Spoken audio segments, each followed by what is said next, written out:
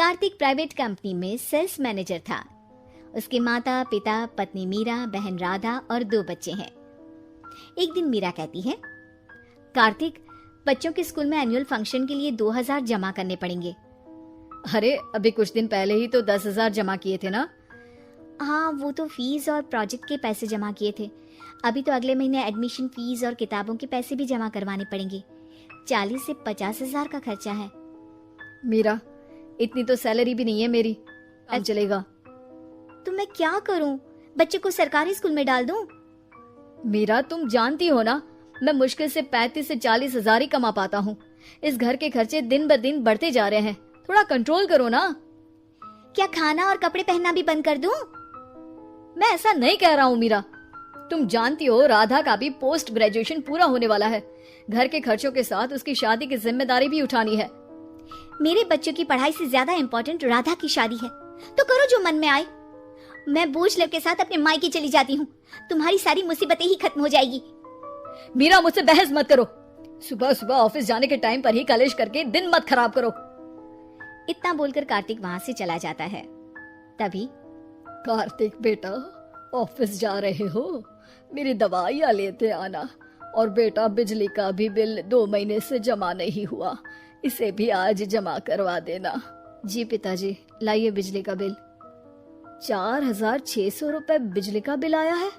माँ, मीरा, राधा, कितना ज्यादा बिल आया है। भैया, ये 2 महीने का बिल है और मैं तो सिर्फ फोन चार्ज करती हूँ। अरे बेटा, मैं तो गीजर से पानी गर्म करने के अलावा मेरे कमरे में एक पंखा और एक लाइट ही तो जलते हैं। मीरा, तो फिर इतना बिल कैसे आया? हाँ, सारा इल्जाम मेरे पर ही लगा दो ना। भाभी, आप भी तो हो, उससे भी बिजली का बिल बहुत ज्यादा आता है ना। एसी मेरे मायके से आई है और वो भी अब सबकी आंखों में खटकने लगी है। मीरा, अपना मुंह बंद करो और आज के बाद तुम एसी नहीं चलाओगी। माँ, आप भी अपना पानी धूप में गर्म करके नहाया करो। कार्तिक ये कहकर घर से ऑफिस के लिए निकल गया। घर से कुछ आगे जाते ही उसकी गाड़ी पंचर हो गई। कार्तिक को पंचर बनवाकर ऑफिस पहुंचने में लेट हो गया। बॉस ने कार्तिक को अपनी कैबिन में बुलाया। मैं आई कम इन सर? कम इन। बहुत लेट हो तुम। सॉरी सर, कुछ प्रॉब्लम्स की वजह से लेट हो गया। मुझे कुछ नहीं सुनना। तुम्हारा टारगेट कंप्लीट हुआ? नो सर, अभी बाकी है। क्यों? सर, मार्केट में बहुत रिसेशन चल रहा है, बिजनेस कहीं से मिल नहीं पा रहा। मैं अपनी तरफ से पूरी कोशिश कर रहा हूँ सर। मुझे तुम्हारी कोशिश नहीं चाहिए, मुझे अगर तुमसे नहीं हो पा रहा है तो तुम रिजाइन कर सकते हो। नहीं सर, मुझे इस नौकरी की बहुत जरूरत है। मैं अपनी फैमिली का सिंगल अर्निंग पर्सन हूँ। मेरी जॉब चली गई तो मेरी फैमिली प्रॉब्लम में आ जाएगी सर। इसका ख्याल तुम्हें रखना चाहिए। जाओ यहाँ से, और बिना बिजनेस लाए मुझे तुम अपना मुंह मत दिखाना। कार्तिक बिजनेस की तलाश में इधर से उधर कड़ी धूप में सारा दिन भटकता रहता है और थका हारा जब शाम को घर आया। बेटा, मेरी दवाई ले आए और बिजली का बिल भर दिया?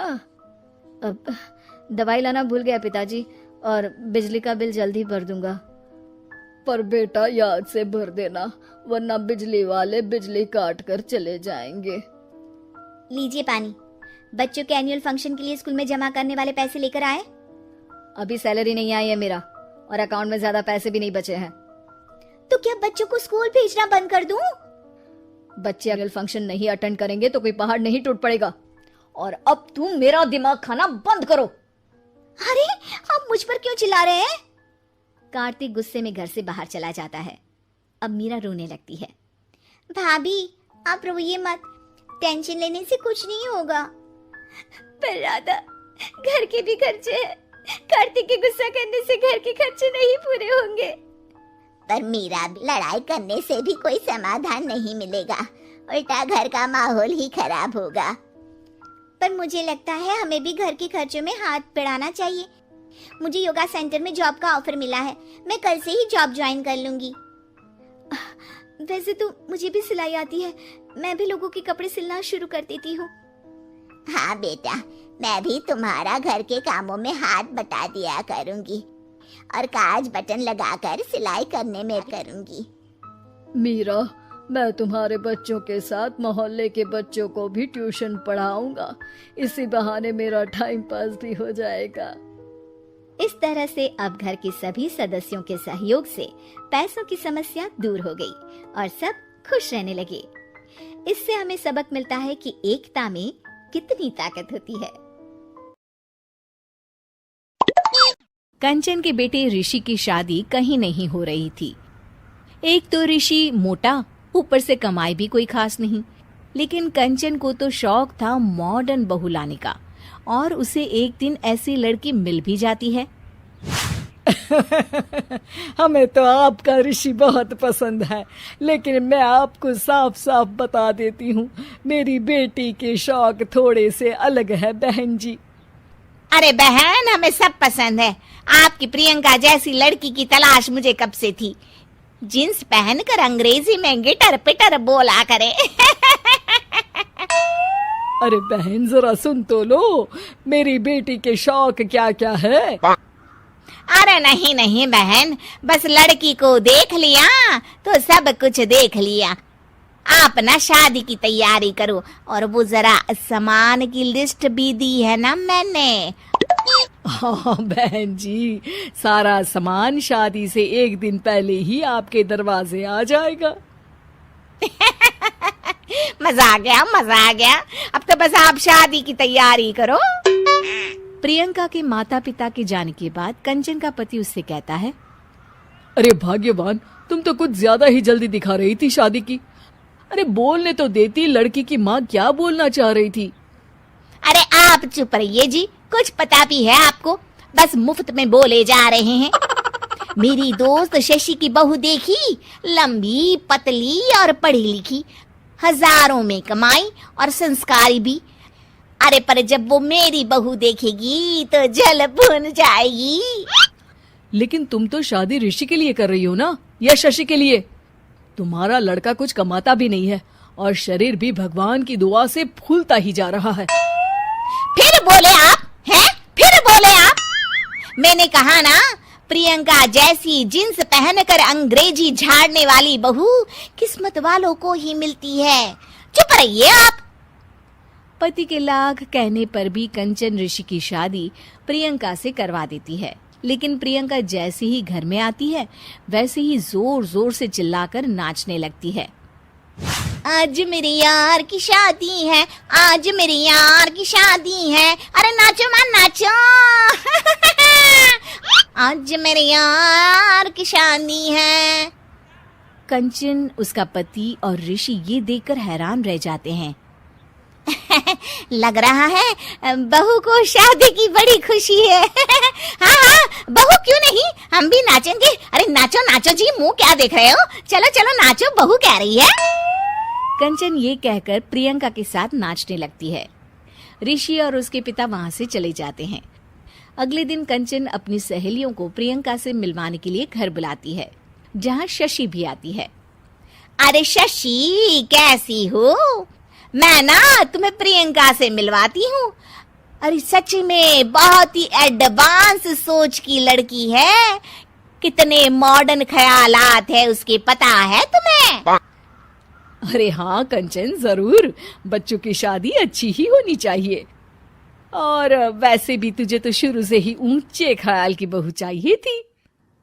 तभी कंचन की सहेली कहती है, अरे कंचन, बुलाओ ना प्रियंका को, हम भी मिल ले। अरे बहू प्रियंका, जरा बाहर तो आना। कई बार आवाज देने के बाद भी प्रियंका बाहर नहीं आती है, तो कंचन को बुरा लग जाता है। वो उसे लेकर बाहर आती है, लेकिन ये क्या, प्रियंका लड़खड़ाती हुई बाहर आती है और उसके हाथ में शराब की बोतल होती है। हालांकि शराब पीना स्वास्थ्य के लिए हानिकारक होता है और ये हमारी किडनी के लिए बहुत ही खतरनाक है, लेकिन कंचन की बहू प्रियंका पूरे नशे में होती है। अरे इतने सारे लोग। ये कहकर वो शशि के पास जाती है। आंटी जी, पत्ते खेलेंगी, पत्ते। अरे दूर हो, दूर हो, तुम्हारे मुंह से तो शराब की बदबू आ रही है। अरे कंचन माना, तुम्हें मॉडर्न बहू चाहिए, लेकिन आधुनिकता का मतलब ये तो नहीं ना। बुरा ना मानना कंचन, तुम्हें पता था कि तुम्हारे बेटे की कमाई और शरीर दोनों ही ठीक नहीं है, तो तुम्हें उसी हिसाब की लड़की से शादी करवानी चाहिए थी। ऐसा कहकर सभी औरतें वहां से चली जाती है। तभी प्रियंका की माँ कंचन के घर आती है। अरे बहन जी, बड़ी चालाक निकली आप तो।